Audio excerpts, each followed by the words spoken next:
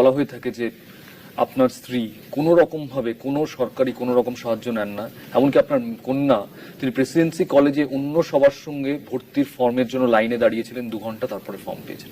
এটা কি সত্যি? এই তো উচিত, কারণ এই যে এগুলোই তো খারাপ লাগে আমাদের দেশে। মানুষ এটা চান না যে আমি একজন মন্ত্রী, আমি সবার উপর চাবুক ঘোরাচ্ছি। আমি একজন মন্ত্রী, তার জীবনযাত্রা এমন, আমি যে সামাজিক স্তরে আছি, আমি যে জীবনযাত্রায় অভ্যস্ত, আমি সেই অভ্যাসের বাইরে আমি যাব না মানে আমি যেতে পারবো না। আমি যে জামা কাপড় পরছি আজকে 40 বছর, আমি সেই জামা কাপড়ই পরবো, আমি এর থেকে ভালো জামা কাপড় পরতে পারবো না, অস্বস্তি লাগবে আমার। আমি যে বিছানাটায় শুই, আমি ওর থেকে বড় খাট আমার ঘুমই হবে না। আমি যে ঘরে থাকি সেখানে আমার বই ফই যেভাবে আছে, আমি কোনো ঘর ভাবতেই পারি না।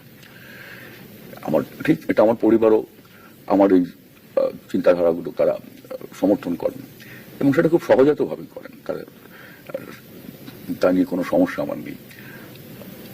আমি চাই আমি যা, মানুষ আমাকে সেইভাবেই দেখুন। আমি একটা ফুলিয়ে ফাঁপিয়ে একটা বড় কিছু হবার চেষ্টাও করি না। আমার মূল্যবোধ, অভ্যাস সব মিলিয়ে বলছি, আমি এর পরিবর্তন করতে পারবো না। এটা এই প্রলোভনটা সামলানো বা এরকম থাকা দীর্ঘদিন ধরে কতটা কঠিন? প্রলোভন জিনিসটা কি আমি জানি না। বাবা একটা কথা বলতেন, উপনিষদের কথা, তেন ত্যাক্তেন ভুঞ্জিতা মাকৃত, ঋত্বিক ঘটনা ব্যবহার করেছিলেন কথাটা।